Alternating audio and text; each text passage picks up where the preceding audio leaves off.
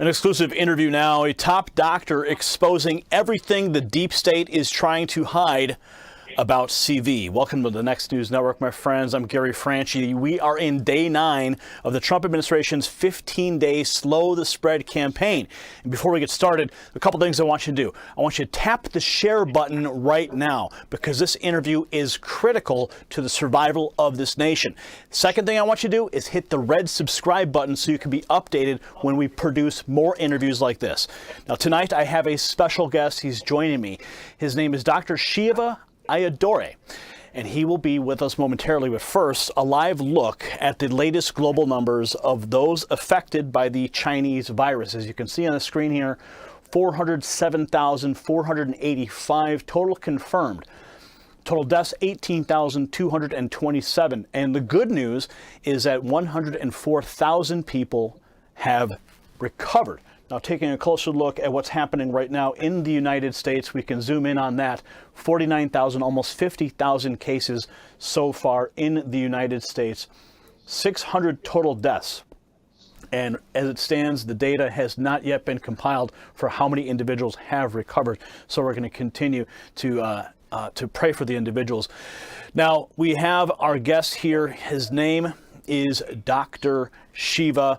He has more accomplishments than I can mention in an introduction. He holds 4 degrees from MIT, a doctor, a PhD in biological engineering, who studies the immune system daily. Now, he's also a Senate candidate. He is running as a Republican, and he has experienced his share of violence at the hands of unhinged racist leftists, like this moment from 2018. Let's watch.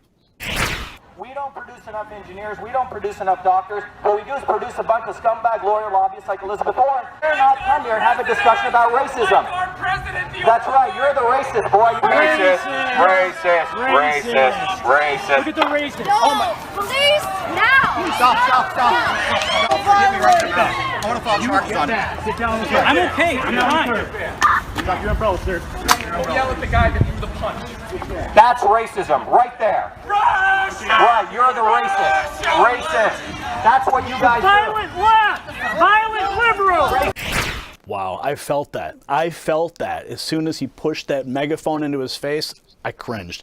Now, what you witnessed right there was an Elizabeth Warren supporter attacking not just her opponent, but the man who at the age of 14 in 1978 invented email. Yes, the inventor and copyright holder of email. Oh yes, Dr. SHIVA, welcome to the Next News Network. Great to be here, Gary. Thanks for having me.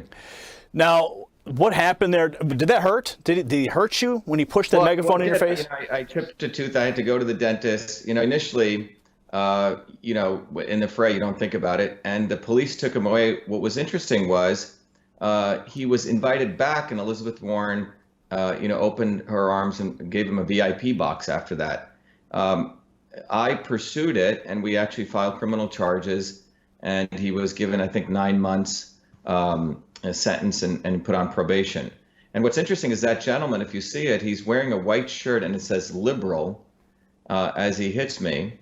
And his job is he's a artiste, quote unquote artiste, who draws pictures of black and white Barbies, okay, to have a discourse about whatever. So, this is your typical type of individual who's part of this, the multiracial liberal aristocracy right now, that they're disconnected from what's actually going on the ground. They live in an abstract world of their own reality. They've never had to deal with real people. And the fact that, you look at that, it's a bunch of quote unquote white liberals, right, going into see Elizabeth Warren. And here I am, who's actually representative of everything that they claim to want to support, right? I came as a working class kid from Jersey, from Newark, from Clifton, from Patterson, grew up in, nothing, from India as an untouchable low caste Indian. And the fact that I happen to call out Elizabeth Warren as a racist bothers these people because for too long in American history, the liberal elites have defined what racism is. And the problem is that Republican establishment does not counter them, so it's essentially given them an open territory to talk about all sorts of nonsense. There is racism in this country, and you just saw it, but it's not the racism that the liberal elites talk about. You know, they don't want people to use the N-word, or they want us to support affirmative action. If you do those two things, then you're not a racist. But the real racism is people like Elizabeth Warren, who use race and the establishment to divide people, be it poor blacks, poor whites, you know, poor everyday Americans, so they fight among each other, and they don't really realize who the real enemy is. And the real enemy is those people who think that a few set of people know better than all of us, that the state can mandate its will on people. And that's the real enemy. And if there is a division, that's a good and necessary division. Those people who think, you know, from the time you got up, or your wife got up, or I got up, you know, we made 100 decisions for ourselves without the state being involved. And these folks believe that the state needs to be involved in every aspect of your life, you know, from your medical care, you know, to every aspect of existence. Well, I can certainly appreciate having the government's decision-making process off of my life, but we've got a lot of critical issues right now we need to talk about, issues that are affecting humanity. Of course, we're going to get into the liberal pathogen itself later in this program, but there's quite a lot of ground to cover, and I want to just get some backstory on this invention, this thing that we all use right now, email. It's one of the most widely used tools on the internet. Give us the backstory how that all started for you. It's a very important story, Gary. So Matt, I think there's two parts of this story. One is the fact that I've been involved with email, not only its invention, that was one part of it. Then later on, in 2000 in the early 90s, when I actually created technology to actually handle the message onslaught of emails, originally beginning with the Clinton White House, and I grew that to around a $250 million company. And then later on, advising the United States Postal Service why they should also offer a public email service in order to protect our digital rights. So it's been a long history, and I run a company still today called EchoMail, which helps organizations manage email. But the invention of email, just to be clear, it's not only where it came from, but it's also the aspect of why there was even any controversy about where its invention occurred. So we should talk about both. But to go to this humble origins, email was not invented at MIT. It wasn't invented by Silicon Valley. It wasn't invented by the military. The fact is, email was created by a 14-year-old, American kid in Newark, New Jersey, where people think nothing's supposed to come out of. And the story of the invention of email really speaks to the possibilities of the American dream and what this country has to offer. You see, I came from India. I grew up in Bombay, but also in a deep South Indian village. So think about living in New York, Gary, but also growing up in Mississippi, okay, in the 1920s. Those are the environments I grew up in. And in that village in India, there was no running water. You went out, there's no normal sewage system. But my grandparents were amazing subsistence farmers. They worked 16-hour days. And on the weekends, my grandmother was a village healer. Every village in those days always had a traditional healer. My grandmother had learned the art of traditional systems of medicine. She could, for example, observe your face. She could predict your body's particular state. And then she could figure out the imbalances for you, Gary, which may be different than someone else. And then she would figure out the right combinations of medicines, all food-based, herbs, or sometimes it was massage that was right for you. So I saw this woman as a young kid, 4, 5, 6 years old, empirically heal lots of people, without the use of pharmaceutical drugs or injections. So that really motivated my interest in medicine. So if you look at what happened to me when I came to the U.S. as a 7-year-old kid, I knew the immense value this country had to offer. And I made a decision, frankly, as a kid, that if I didn't really advance myself and really work hard, Gary, that I would in many ways be a parasite, right? Because I was being given so much compared to my grandparents and my other relatives who lived in small little huts. So when I came, by the time I was 14, I'd finished calculus, which was given to high school, the seniors. And my high school had no other math courses to offer me. And interestingly enough, my mom had seen a little newspaper article, this is in 1978, that a professor at NYU, who was a visionary, his name was Henry Mullish, was going to select 40 students across the United States that you would get the opportunity to go to NYU in an intensive computer science summer program, which was a Navy SEAL-like program. You'd be trained in 6 to 7 different programming languages, including digital circuit theory. Now, this is in 1978. And so I was one of those fortunate students selected out of a very competitive competition. And I was actually 1 year younger than the eligibility, but because of, I guess, what I was good at, I was accepted. And my dear mom would drop me off at the Newark train station as this 14-year-old kid would go into New York. And as I mentioned before, many parents are afraid to send their kids down the street these days. Graduated top of the class. And after that, when I got back, I still had some high school courses to do. But I was very fortunate, Gary, that I was given this huge opportunity to get a full-time job at a medical school in the heart of Newark, New Jersey. Now, you have to understand, in those days, it was predominantly African-American, a lot of crime. Most people wouldn't even go to Newark. But, you know, to me, these were everyday people. They weren't any different than the people I grew up anywhere else. They were working people. And you have to understand, I wasn't not just good at software programming. I learned how to landscape. I learned how to paint from, you know, the working class people in Jersey. I also played soccer, you know, Division III undefeated team. And I also played baseball. So it wasn't like I was just a nerd. So this is a little bit for many people to handle because we tend to segregate people. You must look like this and you're a nerd. You must look like this and you're an athlete. But I crossed many of those boundaries. But anyway, I started working at this medical school at the age of 14. And the guy that gave me that job, Gary, treated me like an adult. You know, I work with people 30, 40, 50, 60 years older than me. I would bring in my briefcase. The rule was that I would get treated as long as I followed the rules, worked hard, and was a professional. So what ended up happening was I initially started doing research on applying computing to understand why babies were dying in their sleep. You may remember in those days the way that there was a disease called sudden infant death syndrome where a baby would suddenly get apnea in their sleep. So I was using computers. This is in '78 when a computer would occupy a huge mainframe to analyze sleep patterns to try to predict the onset of a baby's death. But I proved myself very good at doing that. In fact, I ended up publishing a paper as a teenager. And while I was doing this, Dr. Michelson, who was my mentor at that university, said, Shiva, you know, would you like to convert the old-fashioned inter-office mail system? So anyone over the age of 40, Gary, will remember this. This was a communication system of how organizations work next to the landline phone. It was really the social media before social media. So let's say you were going to hire someone, right? The doctor, all these offices in this university always had an office and a secretary, always a woman. And on her desktop, she had the computer, the inbox, the outbox, a drafts folder, the garbage can underneath her desk, huge, you know, steel file folders, a little bucket of, you know, paper clips, right? She would write this thing called a memo on a typewriter. And that memo had a very particular structure, to, from, subject. And sometimes she would do what's called a carbon copy. Let's say I was going to hire somebody, right? I would send a letter to my supervisor and maybe CC the hiring manager somewhere else, okay? And that would be a carbon copy where she'd have to take that white paper, put a piece of carbon paper, put another piece of white paper and type away. Now, if there were 10 carbon copies, she'd be typing away 9 times, okay? So this is a very complex system. You had the concept of the blind carbon copy. You had registered mail.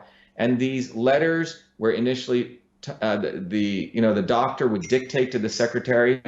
That would then go into the drafts folder, and then it would be redlined, and then she would retype it, go into the outbox, right?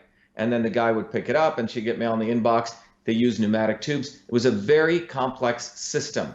Now, in those old mainframes, you could send simple text messages, Gary. That's not what I'm talking about. I was asked to convert this entire system to the electronic version. And the important point was my customers were these secretaries who had never seen the computer before. In fact, the typical men, you know, wore white lab coats. They thought these people were inferior. Remember, in those days, a woman could only be a secretary, a housewife, a nurse, or a teacher, right? The thought of a woman using the computer was there was this hierarchy, this technology hierarchy, and it was never thought about. In fact, a year before I started the invention of email in December 1977, when the quote-unquote controversy was essentially created, we found a document by researchers in the military, you know, the nerds who were doing simple text messaging, and they had concluded in December of 1977 it was impossible to convert the interoffice mail system into the electronic version because of the differing needs of users, right? Remember, in those days, you had to know cryptic codes. Simple text messaging is what they were doing. But I was asked to convert this entire system. And that's a word that will keep coming up, as we have this discussion. It was a system. Email, what I created was converting that entire interoffice mail system, which is an interconnected system of parts, to the electronic version. And remember, these secretaries were not going to move from their interoffice mail system unless it had all those features. It had to have the inbox, it had to have the outbox, it had to have the drafts folders, it had to have the carbon copy, it had to have the BCC, it had to be able to do attachments, okay? Registered mail.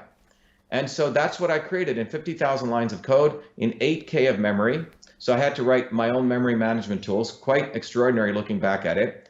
And I named that system email. The reason I called it email was not an obvious term. So not only did I write all the code, Gary, with all those features, and named it email, a term never used before in the English language, because the operating system only allowed 5 characters, okay? If it was 9 or something, I may have called it electromail. It was not an obvious term. Now it's obvious, right? Like many great things are. I created that one of the Westinghouse Science Awards, which was called the Baby Nobles. Wow. And for me, remember, I was a software engineer building it. I was customer service handling all the requests. Now this was deployed across a 3-campus network, independent. You don't need the internet or the ARPANET, right? This is all nonsense, okay? In those days, computers were networked together. We had our own networks and email ran, and we also charged for it, okay? Because in those days, people had time sharing, and this application was part of the time sharing thing, so people paid for it. And I held seminars. Dr. Michelson recalls, hundreds of people would come to a seminar. It wasn't an eminent scientist, it was a 14-year-old kid, okay?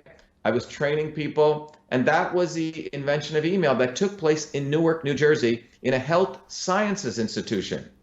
So I've been around medicine. So email did not come from the military-industrial complex. It came from helping women move from the typewriter to the keyboard. So email in many ways was the first computer application which liberated women, okay? Fascinating. So many, many fascinating layers to this. This was before I came to MIT. So in fact, when I came to MIT in September 2nd of 1981, on the front page of the official MIT newspaper, and by the way, if people want to go check this out, then go to the inventorofemail.com site. We documented everything. On that website, you will see the front page of the MIT Tech, which was the MIT administration's newspaper, and they highlighted 3 students, Gary, out of the 1,041. Look, it takes a lot. You have to be pretty good to get into MIT. And then I was 3 of the 1,041 highlighted saying, hey, we have this guy who created the email system. And I remember reading it, Gary, and I was brought up to be a very humble kid, didn't say a lot about it, went on with my life. The end of that fall, December of 1981, I was elected student body president at MIT, always had an interest in politics, okay? And I went to the president's house, whose name was Paul Gray, who was science advisor to Reagan. And Dr. Gray had heard about this, and we had a conversation, because I didn't have parents like Bill Gates who were lawyers, right? My parents were humble. My mom was a programmer, my dad was an engineer, working people. And Dr. Gray said, Shiva, you should copyright it. And he said that, unfortunately, the Supreme Court did not recognize software patents. And so I wrote away this document that you see here. I wrote away for all of it. In those days, you had to write away to send your $10, and I got the copyright forms. I filled it out. That's my handwriting as I think at that time I was a 17-year-old kid. Submitted all my code. It went back and forth. And on August 30th, 1982, an American boy got issued the first U.S. copyright for email, officially recognizing me as the inventor of email, the system as we know it today. You see, because in 1980, what happened was a Copyright Act of 1976, which protected movies and books, was amended to become the Copyright Act of 1980, which allowed copyright to be used, and in fact, it became the Computer Software Act of 1980 to be specific, to use copyright to protect software inventions. So I wrote all the code, had it up and running, named it email, and have the first US copyright for it. Wow. Period. Fascinating. Right? So that is the invention of email. Now, I never made a penny off of it because copyright, unfortunately, doesn't protect the ideas, right?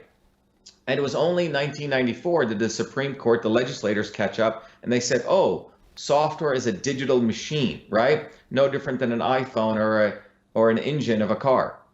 But this speaks to the fact that, when you have politicians or people in Congress, 70–80% of them being, lawyers and lobbyists, they don't even understand the future. And so I was creating the future. That's what email was. It was my first instance in creating the future. Politicians do not create the future, so they didn't put in proper, policy to protect young inventors like me.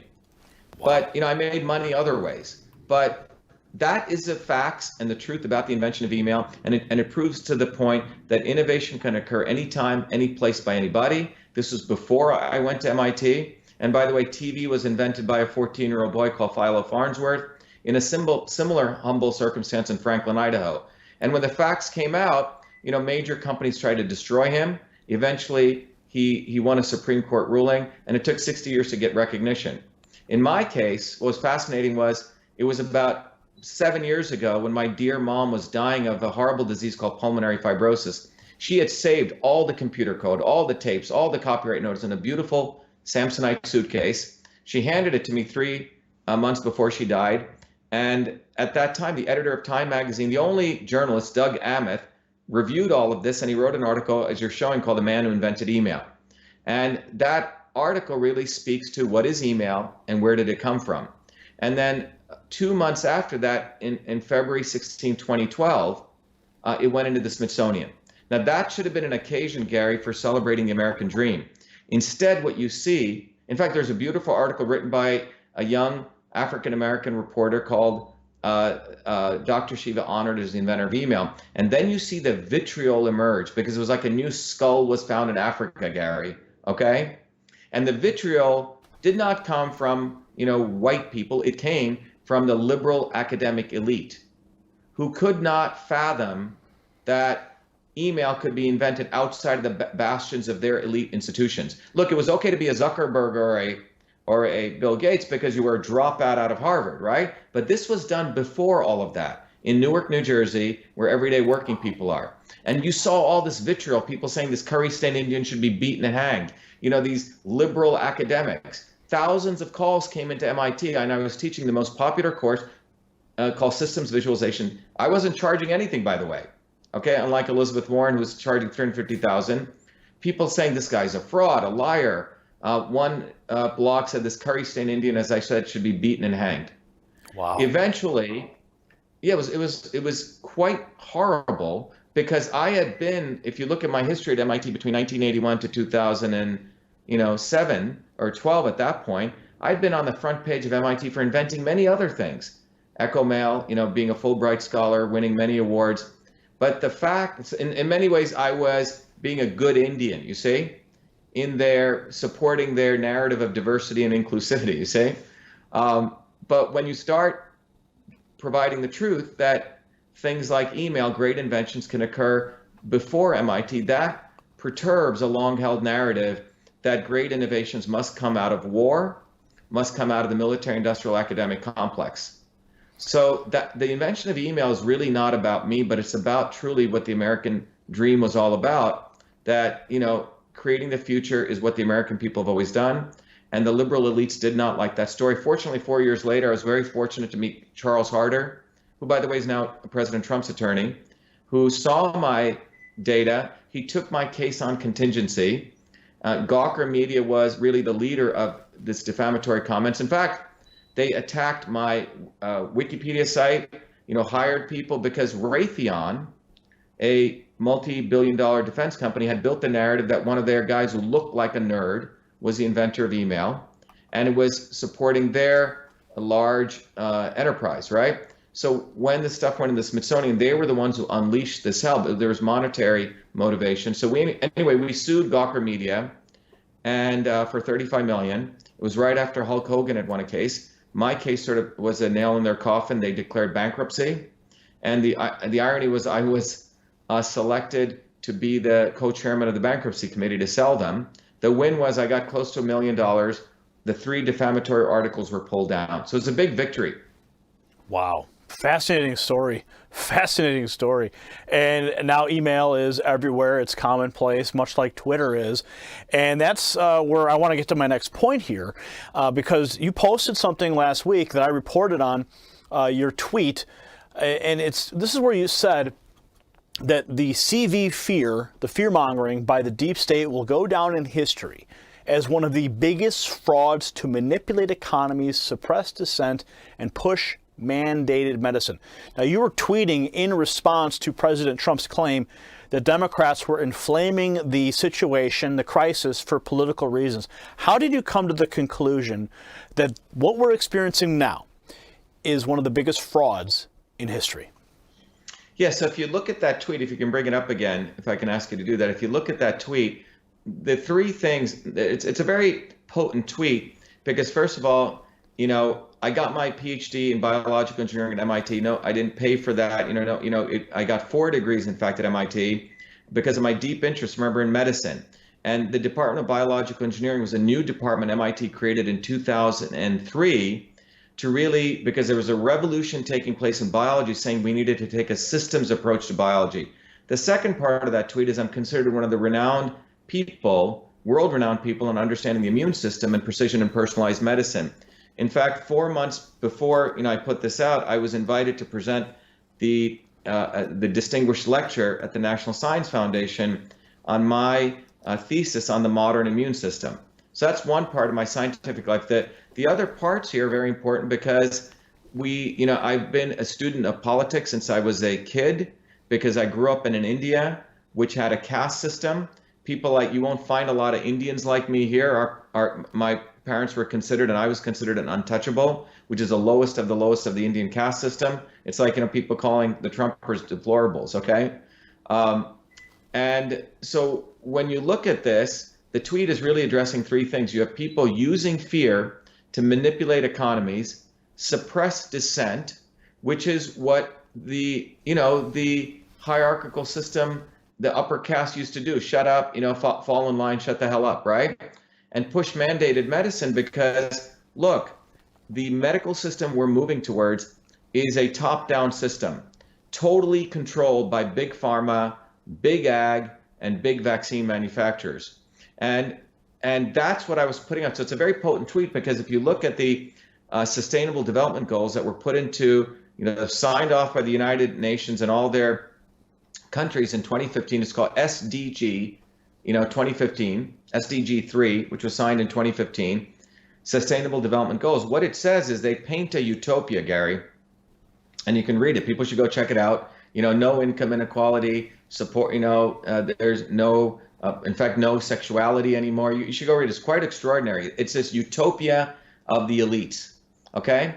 And subsequently, in an Immunization 2030 document as a addendum to that, they say the way we get to utopia, these 17 goals, is we must immunize everyone on the planet, e.g. vaccinate everyone, okay? It's quite extraordinary. So what we've developed, and the reason this is important is, look, I created a company called Cytosolve, Cytosolve. Cytosolve is one of the other inventions I did out of my PhD work to use the computer to understand chemical reactions in our body and on our cell, basically use a computer to model diseases so we could eliminate the need for animal testing and we could discover how medicines interacted for toxicity as well as for combination therapy. This is exactly what my grandmother did, Gary. She would combine different herbs. When I made, there's a video I did recently on Twitter, I showed how you make chicken curry, right? Or lamb curry, okay? Or if you make, the history of humankind has been learning how to use our environment, food as medicine. So Cytosolve is this amazing invention which allows me to do in a different way what my grandmother did intuitively, which is to understand the combinations and mixtures of chemicals to figure out medicines from food and natural products faster, cheaper, and safer. So that technology, when I built that, I said, wow, pharma guys would want to use this because it takes them 15 years to build a drug, $5 billion. And I don't know if you know this, the pharma industry is in peril right now.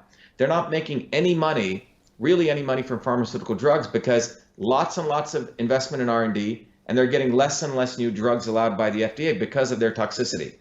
So what pharma companies have moved to is vaccines. The 1986 vaccine court was created. John Kennedy implemented the National Vaccination Act in 1962 under a fake science or an outdated science of the understanding of the immune system. That led to many injuries that took place between 1962 to 1986. In a response to those injuries, another Kennedy, Ted Kennedy, led the creation of the National Vaccine Injury Program, which led to the creation of the vaccine courts, not in the judicial department, but under Health and Human Services, which basically allowed indemnification of vaccine manufacturers so you couldn't sue them, and the maximum liability for death was $250,000, okay? And so we're at a situation now that for pharma companies, vaccines are pure profit, no liability, no risk, they can't get sued, okay? So that's what I meant by mandated medicine, because as someone who's been involved in this field for many years, when I came into looking at the one-size-fits-all vaccine program, there were other activists in this field, and frankly, many of them were controlled opposition. People like Bobby Kennedy was playing a good game, saying he's against vaccines. Meanwhile, he endorses Hillary Clinton, who is vaccine queen, okay? So the position I took was I said, we need to really educate people on the immune system. You'll see the videos I started doing. They started going viral. A lot of the mothers said, wow, this guy's a real fighter. We've been involved in this movement for 17 years. It hasn't gone anywhere. Here's Dr. Shiva educating us, and the movement started taking off. And then, in fact, 5 days before the coronavirus stuff hit, about a week before, is when we won a major victory in New Jersey, okay, against these vaccine mandates.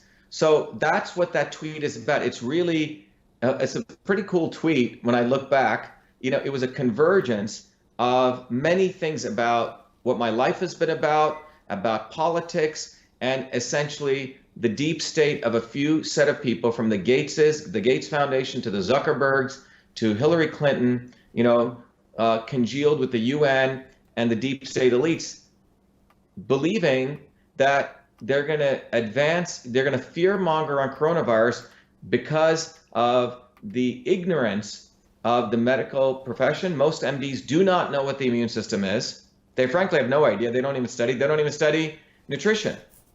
And based on that ignorance, they were going to scare the hell out of people with the coronavirus, you know, the quote unquote invisible enemy. I think I just put a tweet out. What an amazing way, right? You scare people with the virus, no one even can see it, right? And then you use that fear to essentially say, we need to do this for the quote unquote common good. That's what we're seeing go on. And it's an amazing recipe for fascism. It's terrifying to consider. And what also is terrifying to consider is there's speculation, considerable speculation, that the virus is actually a manufactured bioweapon. Now, the State Department, among others, are pushing back against that narrative, simply calling it Chinese and Russian disinformation. So let me ask you this. What are the origins of this theory, and is there any truth to it? Yeah, so the scientific, so let me go to the scientific origin, and then some of the stuff, you know, one of my researchers, and I went through a bunch of documents on this. So first is, if you look at a virus, you're showing a picture there, the virus is composed of broadly three major entities, right? Those things that come out of it, those S proteins, those little protrusions, then the surface of the virus, and the stuff inside the virus, which is a ribonucleic acid, which is really the quote unquote DNA of the virus. So what happens is, this kind of virus, if you think about a big ball representing your cell, these little particles land on that cell, and their goal is to get into the cell and use your cell's machinery to replicate themselves, okay? They don't destroy the cell. They use the cell's machinery to replicate, and they replicate, and they replicate, okay? So that's what a virus tries to do. By the way, we have about 380 trillion viruses in our body. It's called the virome. We have about 60 trillion bacteria in our body, and we have about 6 trillion cells, which is what we're made of, okay? Separate from those other things. So the virus essentially goal is to get into the cell. So first of all, it needs to be able to hang on to the surface, right? And be able to send its DNA, there you go, the RNA, into the cell, because when that happens, it uses your own cell machinery through that RNA to replicate itself, okay? So that is sort of, you know, the sort of overview of what these viruses are trying to do. Now, the RNA sequence in this, and so the two ways it gets in is a protein surface has to be able to stick. I'm making it sort of in simple terms. to be able to go into it. So the RNA, the sequence of this protein is about 1,500 base sequences, which are different than the SARS or the MERS, which are also coronavirus. By the way, the coronavirus is a class of viruses that create flus, okay? These ones create respiratory syndrome, okay? RS. Acute respiratory syndrome is what SARS was, and MERS was Middle East respiratory syndrome, and this is coronavirus, COVID. But what people noticed was that there was a sequence of this DNA, around 1,500 base pairs, that were different than the others, and they're always different, right? That's where they're different virus. But the question comes in, was that difference formed from a natural mutation, okay? Because everything's constantly going through random mutation. And some people have asserted that the base sequences there are very difficult to occur in nature, okay? That they were recombined from other components. So that's where that comes from. So the issue really comes down, the scientific question is a probability of those base sequences being different, okay? That's where it comes from. Now, separate from that, there have been reports that the Wuhan virus was very different. The coronavirus in Wuhan was a different strain than the one that was in Iran versus the one that was in Italy. And there's reports that I've read, it's hard to verify a lot of this, that all of those different viruses go back to one common branch, which actually goes back to Fort Detrick, okay, in the United States in North Carolina. And there's other, again, these are suppositions that the US military or deep state sent people over to Wuhan, and that's how it got given in China. This is one theory. And the reason this comes up is because if you look at the first 41 cases, first of all, they haven't been able to find case 0, okay? But of the 41 cases, approximately 13 of these people, they're totally disconnected to these people, okay? So the thesis is that this came from somewhere else into Wuhan. Now, whether it came in or not, my view is that if you believe in the concept of a set of people who don't care about the US national interest or the Chinese national interest or the Indian national interest or Italian, they're more care for their own global interests. And, nowadays, it would not, given, the level of collusion that we've seen that takes place on so many levels, that, you could view a scenario where it got created by the deep state and got put out there really to suppress dissent. Let me tell you what was going on at this time. Hong Kong was blowing up. Remember that? Oh, yeah, absolutely. Right. And what people do not know is 6 months before the coronavirus, there were massive anti-pollution protests by Chinese citizens in Wuhan, in the same city where this came from. And remember, you don't protest in China without risking your life. It's not like they have the First Amendment there. So large numbers of people are taking to the street and protesting, tens of thousands, because the Chinese government was going to build one of the largest incinerator plants there, which was going to just spew out pollution. By the way, the Paris Accords allows China to pollute, double their pollution. And the people in China, the everyday people, really care about their health, and there have been pollution protests since 2007, anti-pollution protests. But Wuhan was extremely growing, and then you don't hear any news about it. And then also remember, in the United States, the anti-vaccine movement was growing, okay? So, there's a scenario that becomes, to me, very interesting. You have Trump in the United States could not be taken down from Russian collusion. Trump could not be taken down from impeachment, right? And how extraordinary is it that this thing comes out, the timeless of it. You see Hong Kong completely disappear, serves the globalists, because they don't have to do, because remember, any protest creates uncertainty for globalism, right? You see Wuhan go away, and then you see now an argument is saying, of course we should vaccinate everyone, right? Against the anti-vaccine movement. So that's why I put that out. Wow. And when you're a student of politics and a student of medicine, you start seeing these connections, and you also recognize that the academic elite in this country is basically practices the oldest profession. No one in the academic elite is saying anything. Fortunately, I don't owe anything to academia. I made my own money by myself. I have the training to call out a guy like a Fauci, to call this out, because I understand the science. And most people in the field of immune systems don't really understand the science of immune systems. If you ask a typical doctor, if you ask them, well, what is a virus and how does the immune system work? They actually think that the virus is some big boogeyman, it's got big claws like alligators, and it goes into your body and starts eating your tissues, right? Like the Ebola thing, and you spew blood, and the vaccine blocks that, okay? That's their understanding of the immune system, and it's far from that, and we can talk more about that. Yeah, I want to get into the vaccine itself because that's certainly in the works, as you know. What is your opinion of this vaccine currently? Well, look, I think there's several companies attempting to do the vaccine, and one of the newest types of vaccine is called a nucleic acid vaccine, nucleic acids, right? Where you're injecting. The old model of a vaccine was you actually take the virus particle itself, you create an attenuated version of it, which is a dead particle, you put it into your immune system, so you awaken your immune system's natural processes, so it builds antibodies and et cetera. But the problem is those vaccines weren't working that well because they weren't getting the proper immune response, so they started adding aluminum and mercury and other what are called adjuvants, which have other disastrous effects based on your body type.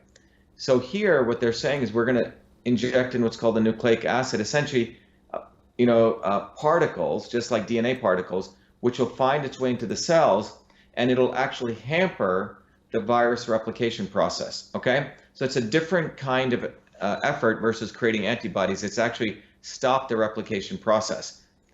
Look, vaccines, by the way, they're saying they don't need to be tested. Vaccines were considered, Gary, as another class of interventions, not pharmaceuticals, not biomedical devices. They actually have a much lower threshold of safety testing. In fact, of the 30 vaccines recommended by the CDC for young kids, not one of them has been a saline placebo control tested. You'll find it's quite amazing. And in fact, the one that they said they did a test on the HPV Gardasil vaccine, it was a fraudulent test. That doesn't surprise me, honestly. It doesn't surprise me. So what do you think is going to happen with this vaccine? Do you think they're going to roll it out? Do you think they're going to mandate it like they just passed that law in Denmark?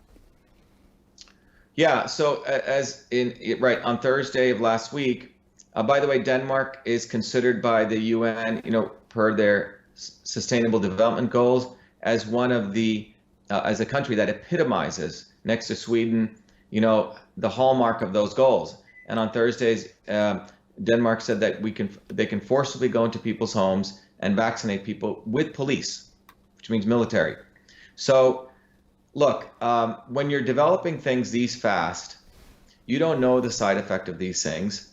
And what we're saying is, we don't care about the side effects. We need to get this vaccine out. So it's creating some very important precedents that Americans need to be concerned about. First, what's going to happen next year? Okay? Well, they're creating a condition basically saying, for medical fascism, saying, well, Gary, look what happened last year. You don't want to crash the economy, do you? We're going to have to vaccinate you. And forget the fact that we actually look at the immune system, that the immune system, the people who get harmed, it's not the virus that harms them. This is something that's fundamental, which I've been trying to harp on. Fauci, he's not talking about this. So we have an ignorant set of educated elites, and they're taking advantage of the American people because what they're saying is there's this boogeyman called the virus, okay? And you need the vaccine to help you stop that, okay? Boogeyman, savior. Boogeyman, savior. Savior's Bill Gates, right? Clinton Global Initiative, etc. Big Pharma. And that's basically what this is, because if you actually understood the immune system, it's laughable. The reality is the immune system has evolved over billions of years. We grew up in bacteria and viruses. We're supposed to play out in dirt. That's how the immune system gets turned on. So what happens is it's people who have immunocompromised immune systems, which means their immune systems are not firing on all cylinders. So imagine you have 3 cylinders, it's only firing on 2. You know what happens? The 3rd cylinder has to take up all the effort, right?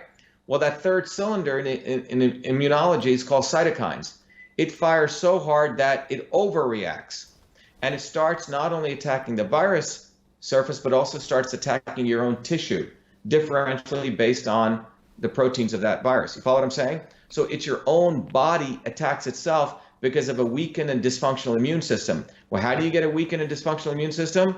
Well, eat crap all day, eat sugar all day, okay? Eat a diet that's no longer has any vitamin D and nutrients. In some ways, I was talking to one of my customers, I run a company called Cytosolve, which we help companies actually create great products with this technology. And he was saying, this is sort of Darwinian right now. The people for years who've been eating garbage, the people for years who've been victimized by dirty air, dirty water, dirty food, their immune systems are compromised. Now, look, also as you age, right? Your thyroid function goes down, your HCl levels go down, your vitamin A levels will get suppressed, right? And you don't get enough vitamin D, and nor is your body able to really do proper digestion, right? So what ends up happening in this entire process, you have weakened immune systems. We should have been calling, if they really cared, we should have been calling, for real emergencies for the fact that we have 20-30% obesity rate in this country, is that people's immune systems are shot. So instead of so we feed people garbage, dirty air, dirty water, dirty food, right? Across all establishment parties.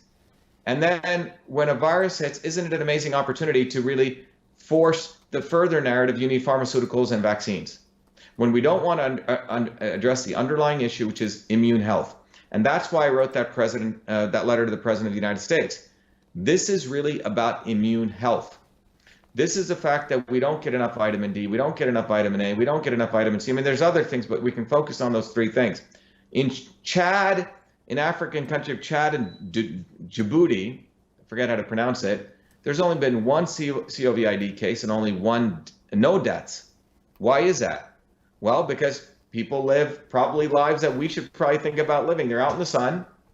They're, digging up roots. We may consider these people third world, but we almost have to reconsider, what the hell does it mean to be in a first world country if we're filled with toxins, filled with these kinds of mandates? Our kids are eating garbage. When you eat high sugar diets, your body produces candida. It knocks down your, certain gliotoxins, which essentially knock down your macrophages and your T cells, two important cylinders in your immune system.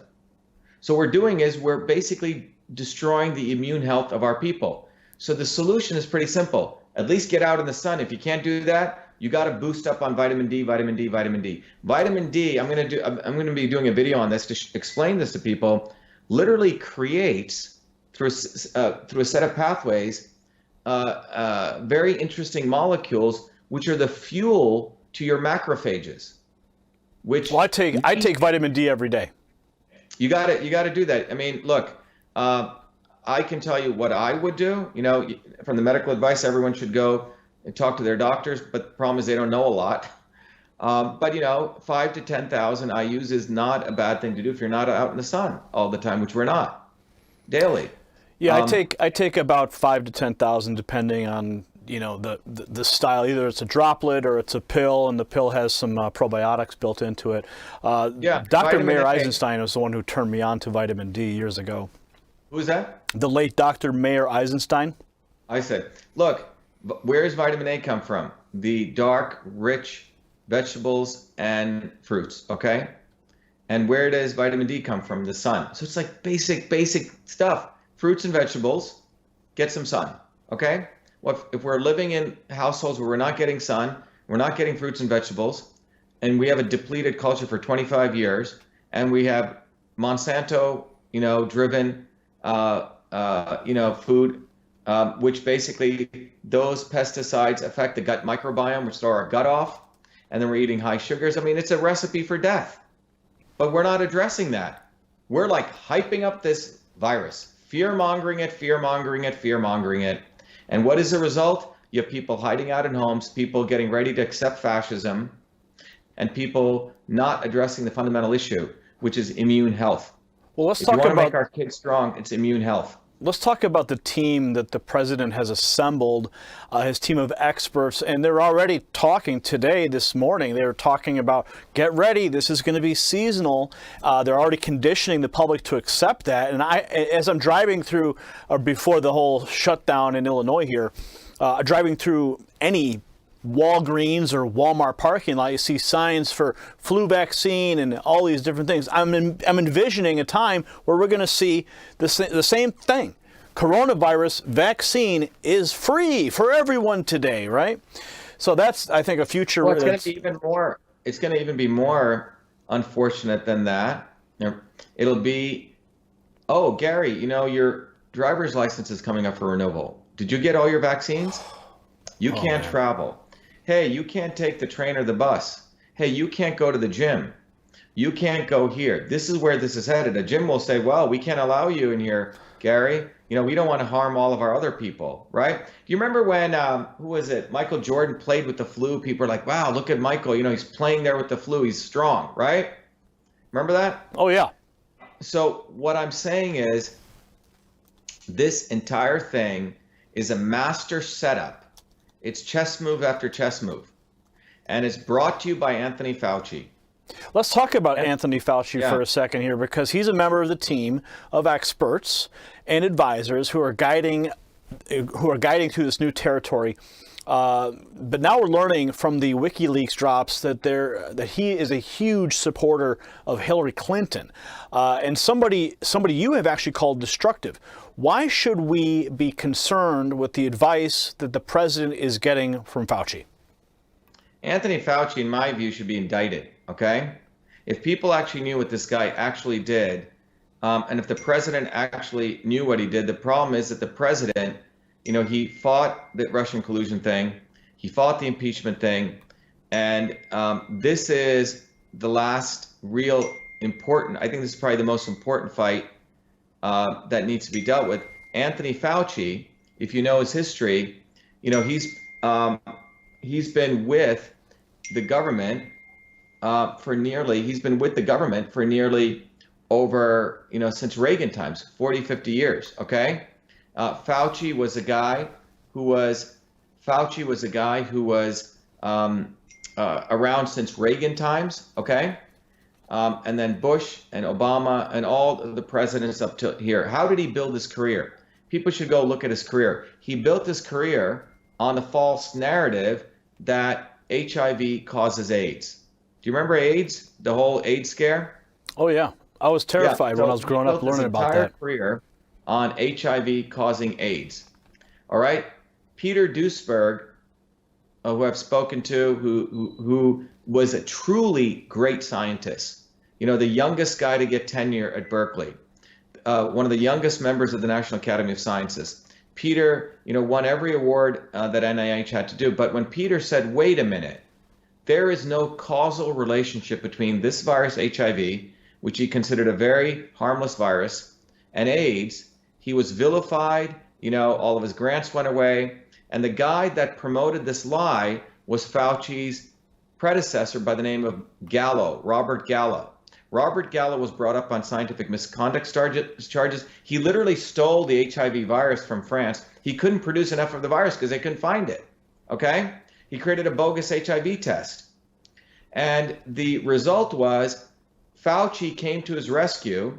I think there was a power play. Fauci essentially took the lead. Gallo was put into the back, and that was the beginning of this guy's career. He writes about how he hangs out with Bono and, remember the whole AIDS and all the stupid celebrities getting involved in this nonsense, right? Oh, yeah. So Fauci, he's a veteran of this. This ain't his first rodeo.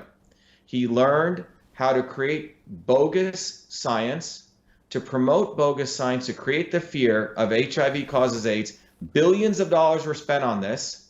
A lot of people died because people used drugs like AZT. I had a very good friend of mine who died from it. And, people didn't learn HIV is frankly a harmless virus. Okay? The people who were dying from it were, again, immunocompromised. Gays at that time, were having 1,500 partners. Were doing meth, amphetamines, all sorts of drugs. They were destroying their immune system. You had IV drug users who were destroying their immune system, and you had people getting blood transfusions, not because of the virus in the blood, but because they would get immunosuppressive drugs. The simple point here from a scientific standpoint is when you lower and you destroy the immune system. So Fauci doesn't want to talk about that. Everything is about the boogeyman of viruses, okay? It is the biggest fraud that's taking place. Fauci knows what he's doing. He's been doing this. He is the face of pharma and vaccines, and he sees his opportunity to become, the hero in all of this. Now, that's what's going on. Taking a step back here and looking at all the information you've just presented to me, the way I'm taking it in, and I'm comparing it to the information I've been ingesting over the past several weeks, the one big narrative that I've seen that's been presented is that, well, more people die from the flu. But there's this massive, terrifying visual of people being intubated and people eating bats and all this horrific drama. Visual propaganda. And now states are in lockdown mode. National Guard has been deployed. State guards have been deployed. Tents are being set up in cities and in Walmart parking lots and hospital parking lots. And you're having this spirit of fear descend on this country and the world at large. But compare this, why don't we do the same thing for the flu? Well, it's a good question because people weren't adopting the flu vaccine as much as they thought, okay?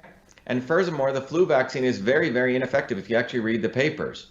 So you have to understand, pharma and media work very closely together. Many years ago, one of the companies I built, remember I told you in 1993, I had my second life with email, which was actually creating technology to handle inbound email. I originally did it for the Clinton White House. The White House was getting tons of inbound email. They ran a contest. I was a graduate student at MIT to automatically read and process emails. I ended up winning that contest, Gary, and I started a company called EchoMail, ECHOMAIL. By the way, the infrastructure which I'm contributing to the cause right now, where we are setting up teams of medical doctors, MDs who actually practice nutritional medicine. So people send an email to corona@systemshealth, SYSTMShealth.com. That goes through our technology, and it's secure, and people and the doctors are logging in and responding, okay, to give medical advice. But anyway, the point is that when I created that technology, I had many people starting to want to use this for analyzing email, okay? Because we would figure out the email, put together a response, and really lowered the cost of customer service. One of the companies that was very interested in knowing about this was one of the leading PR companies in the world called Burson Marsteller, okay?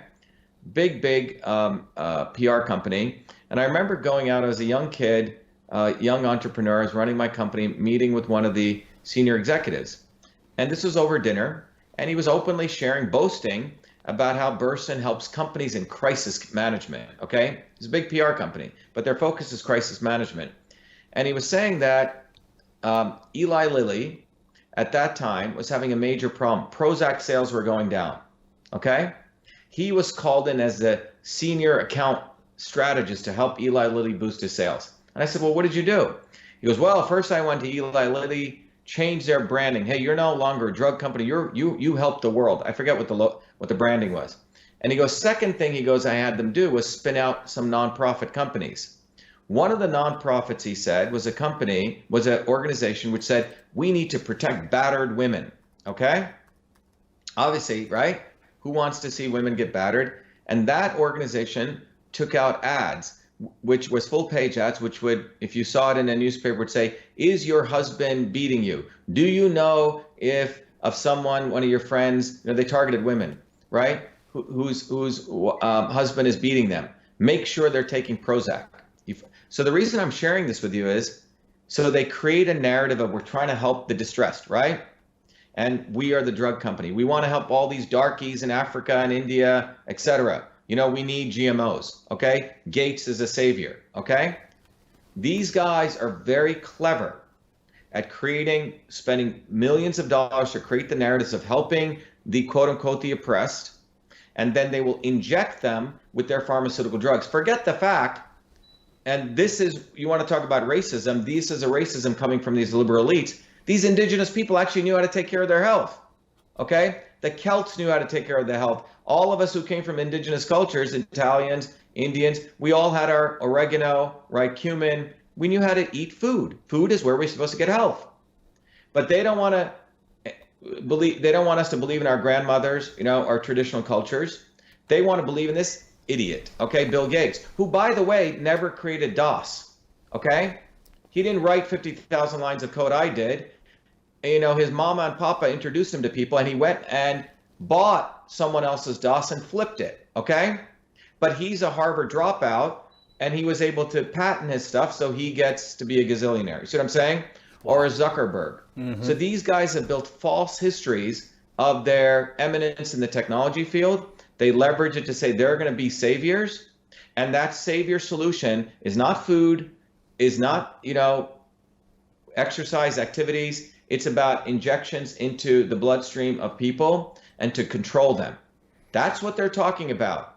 And every American needs to wake up that the lawyer lobbyists, the people I'm running against 3 lawyer lobbyists. I'm the only scientist or an inventor, a guy who works for a living. These lawyer lobbyists are the people who implement the desires of the deep state. That's what's going on. So what we're witnessing right before us should be a wake-up call to every person. I don't care if you're Democrat, Republican, Independent.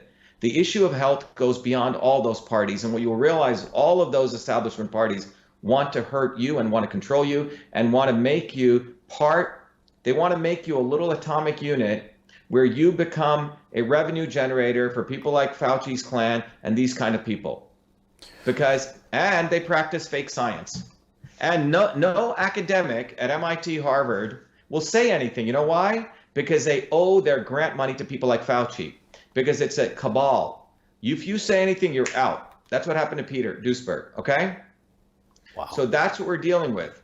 And unfortunately, the president, he may have good gut instincts, but he's not able to expose these people. And, I have had calls from senior level economists all over the country saying, Shiva, I saw your videos. You need to keep doing them.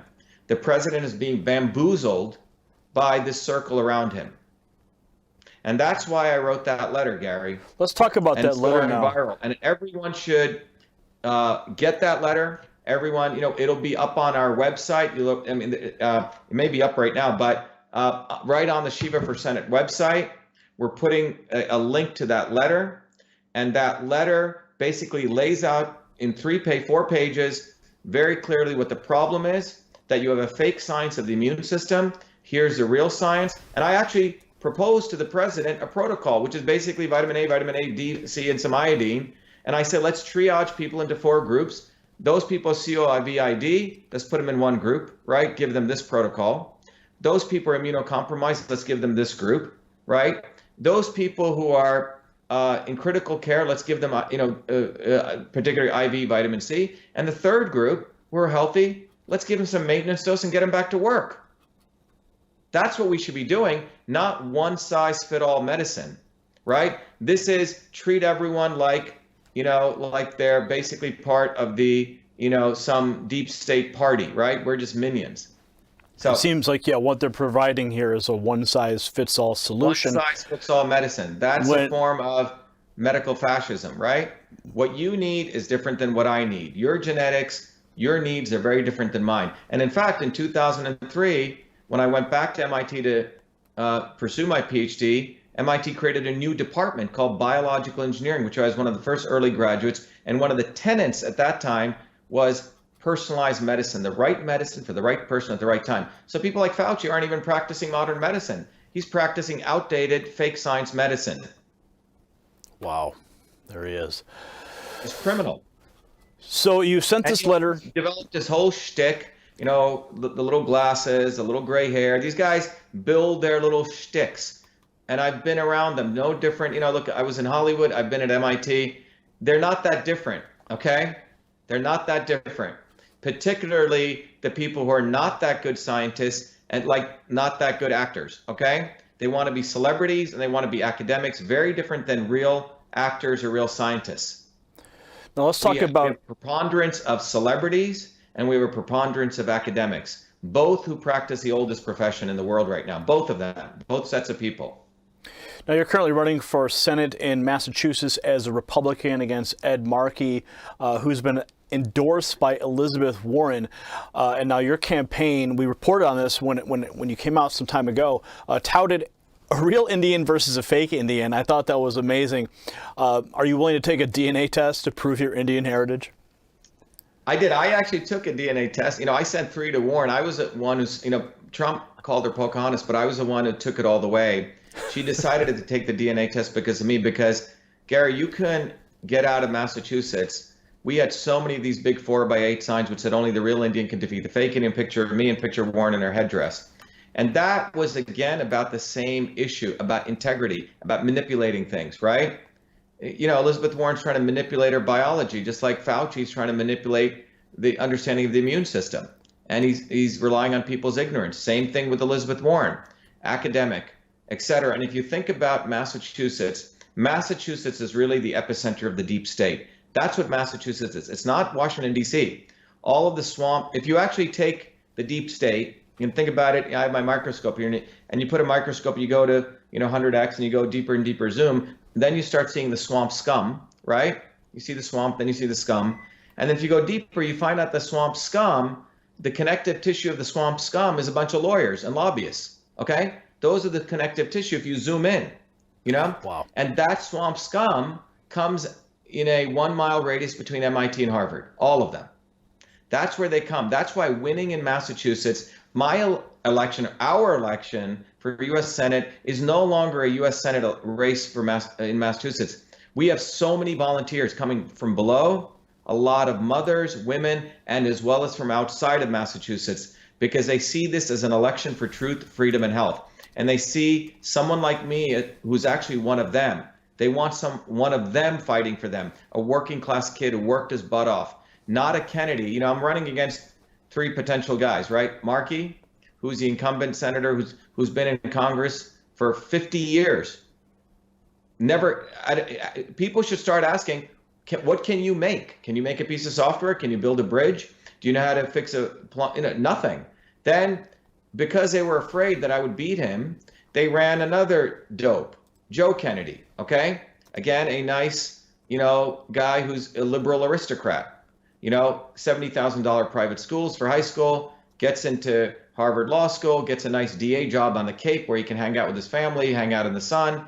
And now he believes this is his inheritance, already has $50 million in inheritance, and God knows how he made that, right? He didn't. Everything I've earned, everything you've earned, most of us earn money for a living, right? These guys have no skills, nothing. And then when they knew that I'd probably beat him, Gary, they decided to run in some other moronic lawyer who's got like 100 Twitter followers, okay? In the GOP establishment. But the bottom line is this election in Massachusetts is really going to be the dialectic that represents what's going on in this country, a producer versus a parasites. Producers versus parasites. That's what we're looking at. Do we want to vote for producers, people who make stuff, or do we want to continue voting for parasites? And especially in a time of crisis like this, who do we want helping us? Look at who Trump's surrounded with. He's surrounded with vipers right now, total vipers. Well, let's take a look at a clip from yesterday. Your opponent, Elizabeth Warren, blaming Senate Republicans for not passing a financial relief bill. Roll the tape. Let's negotiate over the dollar. Senator, numbers. we're up against the clock, so I have to keep jumping in, so forgive me. In this bill, there are checks for everyday Americans. The reason this bill hasn't gone through is because of Democratic senators. Do you want to be the person that's stopping people from getting their checks to meet their rent at the end of this month? Excuse me, the reason this bill has not gone through is because of Republican senators and because of a Republican leadership that pretended to negotiate for 3 days with the Democrats, and then at the end of that time basically introduced their own bill that did not have compromises and that did not make sure that the money is going down to the grassroots. So there was Elizabeth Warren. What is your reaction? Look, in politics, one of the things I learned as a kid, because I was very interested in politics, Gary, I took it from a standpoint of physics and understanding, and I try to educate others. There are really 3 forces in any political situation. 2 of them are against the people. Only one of them is for the people. One of the forces is the existing overt, establishment, right? Openly out there to want to screw people. And everyone says, oh, yeah, they're the establishment, right? And then you have everyday people on the ground who want to change things. And they may not do it perfectly. They may do it in very different ways. Like when the revolutionaries, we fought the colonialists, right? We didn't march in their nice little orders. We threw all sorts of stuff at them. We did guerrilla warfare. But that's the real change agents. But in between change agents and the establishment comes a third group, what I call the NSOE, the not so obvious establishment. It's almost like a force of nature. And the not so obvious establishment is created by the establishment that speaks the rhetoric of change, like Warren was just doing. I want to help the grassroots. They act as though they're for the people. When what they do is they exist to speak that rhetoric, to succor young people who want change into their vacuum, and they suck them back into the establishment. Controlled opposition, Gary. That's what Warren is all about. She talks about she cares for people, all of this and that, but ultimately what she cares about is strengthening state capitalism, crony capitalism, and you can see that in a very simple way. The way you can test these guys on it is they always want to do regulations, right? And ultimately what you realize, regulations actually help the big guys. So she supported Dodd-Frank. Well, what did Dodd-Frank do? Dodd-Frank actually supported banking regulations, which only the big 4 or 5 of the big bankers could afford, and it destroyed nearly 2,000 to 3,000, 4,000 small banks. What makes America great, and hopefully will continue to, is the small banks. We have 12,000 small banks. You want to get a loan, you build a relationship with your local banker. You don't have to go to a behemoth bank like in other countries. So Elizabeth Warren's policy of regulatory policies help the big guys. Mark Zuckerberg right now wants to be regulated. You know why? Because he can keep out smaller Facebooks out, because only he can be able to afford regulatory policies. So Warren, it's a backhanded way of supporting the establishment. They always speak about regulations as though that's going to help everyday people. What it does, it actually increases cost, and it increases, and it's a way to keep out the small guys. So Elizabeth Warren is part and parcel of the establishment, and that's what she's about, period. And what you see in here is she's talking about the grassroots and et cetera. It's nonsense. She's a fake Indian. Always will be a fake Indian. And in fact, what the DNA test showed was when she took it, I sent her a DNA test kit, by the way. The idiot returned it. I tweeted it out, went viral on the internet. I got a lot of, I got a lot of great press out of that. We ran a DNA dance party for her, invited her to come around her home. She didn't show up. So anyway, but we had all these signs, and she finally takes a DNA test. And what does she do? She has to find someone to sprinkle in from Peruvian and some Mexican genes, even to get up to 1 out of 1024. So you're looking at someone who is the epitome of the academic elite who thinks they can simply lie and cheat. That's what they do, and that's what Fauci is. Fauci and Warren are of the same ilk. They lie, they cheat, they move the goalposts all day long, and that's how they survive. Well, let's talk about some of the things Elizabeth Warren and the rest of the Democrats believe need to be included in this CV relief bill.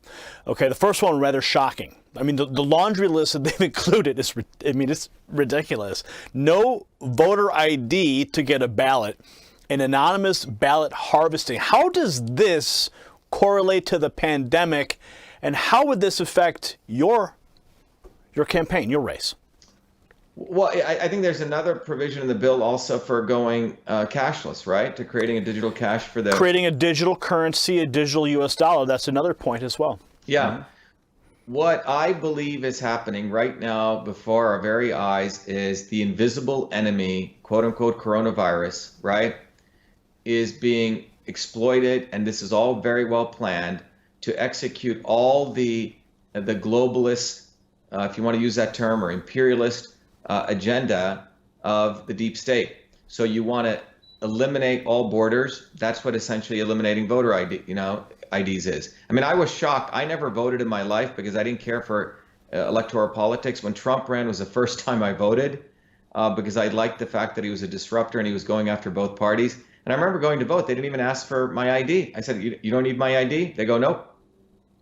So it was, you just walk in, you say where you live, and I found it quite incredible. You know, third world countries don't allow this, right? The so-called places where we think they do, you know, there's cheating going on. Total opportunity for cheating. And that's what the deep state wants. And by the way, when I say deep state, some in the GOP establishment also want this, right? Because they're part of the Democratic elite party.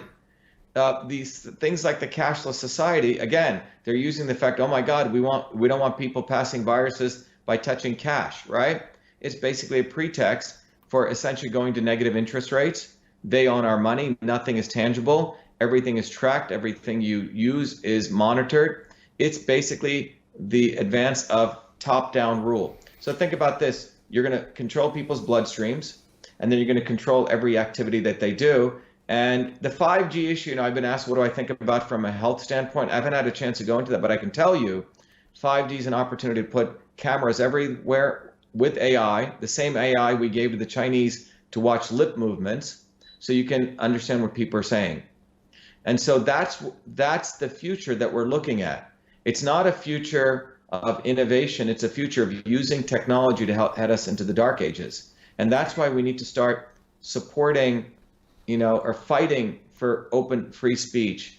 You know, our campaign is truth, freedom, and health. And it seems like very simple, but I spent a lot of time, you know, talking about this. You know, freedom means truthful free speech, right? Open discourse. It doesn't mean you attack someone, call them a fraud, and then when you sue them, go crying because you said I didn't invent email when I did, and you try to attack me. I'm talking about truthful free speech. That's what the Constitution supports. Open discourse and debate, and that's the soil for real science, and from which we may uncover real truth. To identify, you know, as this quote says, real problems so as to innovate real solutions for the health of our body, community, and the world. This was up before the coronavirus thing went up, Gary, but the fundamental issue is when you suppress free speech, you basically move to scientific consensus, not the scientific method. This is really important. You use the input of controlling speech. There's no more scientific method, which means you actually have to do experiments and find the hard thing of what's actually taking place. You create scientific consensus. With scientific consensus, you can create lies, and from which you can use to create a fake problem and a fake solution. Oh my God, CO2 is a pollutant, right? Fake problem, and you create a fake solution. We need to impose, you know, carbon tax. Well, the real solution is we need to lower pollution, right? And the Paris Accords allows China to pollute, going from 11 billion carbon metric tons to 22. India gets to pollute. So so fake problem, fake solution. Fake problem. Oh my God, these viruses are going to kill us all. No, that's the fake problem. The real problem is we have immunocompromised people. The real solution is how do we beef up the immune health of people? Well, that means we have to attack corruption, because these corrupt lawyer lobbies, politicians are the ones who destroyed our air, water, and food. Okay? So they don't want to talk about that. They rather move this thing to a boogeyman, control you, quarantine you, you know, vaccinate you. That's where we're headed. And this is what people need to wake up to. That's why I keep saying the son of poor farmers from India, the son of working class kids in New Jersey, you know, which is what many of us are. We're working class people out here. We create stuff. And this election in Massachusetts, everyone listening should get behind it. Whether you give $1, $2, whether you want to donate to us, it's important. By the way, Gary, one of the things I shared, which is important, people go to my website and they click on that donate button. I hate taking money from people without giving something. It's just who I am. I just can't do it because I know people work so hard for their money like my parents did. So when people give us money, if they give 25 or more, I've created a book, an online ebook that teaches them the fundamentals of systems thinking, systems theory, so they can understand how their body is a system, everything is a system. And then I give them a tool that they can actually understand their particular body type, and they can figure out how foods and these kinds of things manipulate their bodies. So if you click on donate, you'll see it right there. If you go right to it, you'll see, and I want to talk about this, and if you scroll down, you'll see those are the things that I'm offering people. And these are things that, and it's right online, and so people can get it immediately. System and Revolution is a very powerful book. It was from my 40 years of research distilling how anyone can understand the principles of systems. And then they can use this tool to understand how their body is a system, how everyone is unique, and how foods and things can be used as inputs to support our body as a system. And I've embedded it into my campaign. The other idiots, the other lawyer lobbyists, they just call up people and ask for money, money, money, right? That's all they do. They don't create anything. So we're at a point in this country, people have to wake up and say, do I want to put someone in there as one of me who's going to protect and help create the future? Or do I want someone who's going to control me and control the future and deny me freedom, deny me truth, deny me health? It's very simple. This is a black and white choice. Do you want truth, freedom, and health, or do you want power, profit, and control? That's where we're at. And a lawyer and a lobbyist is not going to deliver that. Now, there's other issues that the Democrats are attempting to inject into the relief legislation. Corporate pay statistics by race and race statistics for all corporate boards of companies receiving assistance. Bail out all current debt of the Postal Service. For companies accepting assistance, 1/3 of the board members must be chosen by workers, a full offset of airline emissions by 2025, greenhouse gas statistics for individual flights, and then permanent paid leave at companies receiving assistance. Will you please help me and our viewers understand the correlation between these issues and the CV relief package for the American people? Well, from the Democrat standpoint, Gary, it's all in alignment, right? Because this fear mongering, as I said in that tweet, that's why I think it went so viral, because it hit the heart of this issue. And everything I said in that very potent tweet is coming true. The deep state, which is the right terminology to use here, has always wanted to consolidate power, profit, and control. So they created this fear. Everyone's quarantined, right? The economy is, essentially they have the economy by, the short hairs. And the entire goal here is to use this framework, use this opportunity to put everything in, right? Throw everything in that they wanted, right? Carbon tax, right? If they truly want to control, what they're talking about is nationalization of companies, okay? This isn't even classic, quote unquote, if you read Marx never even talked about this, okay? In fact, Engels and Marx said that the worst people were the Marxists. And if you actually read Das Kapital, which people should at some point read, it's so different than what's actually being practiced here by any means. The Marxists are the ones who have taken away all the freedom in many ways, because what they're talking about is creating a mammoth state. They're talking about the state merging with the heads of industry. This is China 2.0.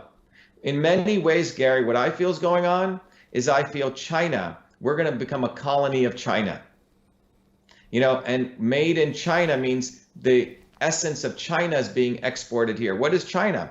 China is basically state capitalist. You take all the Fortune 1000 leaders of the Fortune 1000 and you merge them with the government. It's nationalization. That isn't workers' control. That's not workers' control.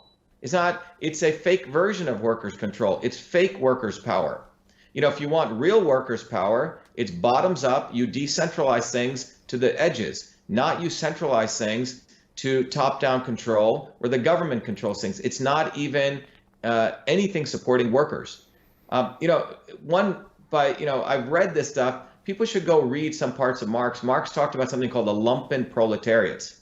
Do you know who they are, Gary? They're not workers. They're the people who sit on the sideline, collect welfare checks, are criminals, don't do any work. And he distinguished that between people who actually produce value and the proletariats. The Marxists have elevated the lumpen proletariats to mean workers. That's what's happened. The people who do nothing, produce nothing, including themselves, including these politicians, the lawyers, lobbyists, that's who they want to fund. So if they want to, you know what I think they should do, Gary? Here's my advice to them. Why don't they apply this concept to universities? Why don't they start with Elizabeth Warren's university, Harvard University? Okay? Why don't they start with MIT and Yale and Stanford? Why don't we have the students running those universities? Why don't we have in Cambridge the citizens whose properties MIT and Harvard stole? Harvard Harvard and MIT do not pay any property tax. They're $50 billion hedge funds, okay? We don't see them talking about those entities, because those entities are the entities which is the ones coming up with these idiotic ideas. Wow. You have downloaded so much information into my brain, and we are on the same page in so many ways. I know that this interview is going to go viral, much like a lot of your other work has, because we've touched on so many points here that are critical to this very moment in American history. And I mean, we've been going on for, I think, over 80 minutes now. This was supposed to be a 30-minute interview, but I'm really happy that we were able to give you a platform here to present these ideas. We're going to make this thing viral. Everyone watching right now, please make sure you go to the website. It's on the screen, SHIVA4Senate.com. There's also links down below to all of Dr. Shiva's social properties. I want to make sure you follow him and follow his work. Dr. Shiva, before we go, do you have any final thoughts? Yeah, I can distill, if people want to understand everything I've talked about it and to keep it simple, if you can take a piece of paper and draw a triangle, everyone just draw a triangle, okay? You know, I'm going to draw a triangle right now. You want to do this. This is how you can distill, because, you know, one of the things I learned from one of my third grade teachers is, great teacher, Mrs. Hall, you know, and another good professor at MIT was, the academics try to make things so complicated, Gary, right? The essence, and to me, when I feel I've done something really good, like a piece of art, by the way, I have a degree in art and design, is when you remove all the BS and you distill it down to something that is so simple, but without losing the complexity. So this triangle that I'm going to talk with you will give you a way to really understand all of this that I've shared in a global, and in many ways, it's a law. It's a physical way of understanding. So if you draw this triangle over here, if you draw, put in one corner freedom, okay? On the bottom left, put a little ball there and put freedom. On the top of it, put truth. And the bottom right, if you put health, okay? Now, all of these things are connected. So let me explain. So you need freedom to get to truth. And with truth is how we get to health, be it not only of our body, our economy, anything. And it's from health we are strong to fight for freedom. Let me repeat that. It is from freedom that we can unravel truth. And it is from truth we can figure out the health for our bodies, our infrastructure, our society. And it's only when we're healthy do we have the warrior spirit to go fight for our freedom, okay? So truth, freedom, and health. Freedom, okay? You try to lock people up. You try to control dissent. You try to give false narratives. You move everything to scientific consensus away from the scientific method, which is happening right now. That's why that guy went and hit me, what you showed originally, Gary, right? Because I was saying something he didn't want to hear. And then by that, you suffocate truth. And when you suffocate truth, you basically create fake problems and fake solutions. On everything we're seeing today, gun violence, oh my God, guns kill people. No, it's not true. If you take a systems approach, you find out it's not the guns. There are many factors which kill. And if we address those other things, you don't have to create the dialectic between pro and Second Amendment, right? And a very good research paper came out on this. Well, if we want to really help the environment, let's lower pollution. Let's get rid of companies like Monsanto who pollute the water, et cetera. But you don't want to do that. You want to talk about vaccines. You want to talk about, viruses all day, right? Or you want to talk about CO2 being a pollutant. So we suffocate freedom. We have fake scientists, fake academics who create fake solutions, which actually harm our health. Vaccines, Ritalin, all this stuff, which hurt our brain, which hurt our body. So we get, telling everyone that cannabis is good for everyone. It's not true.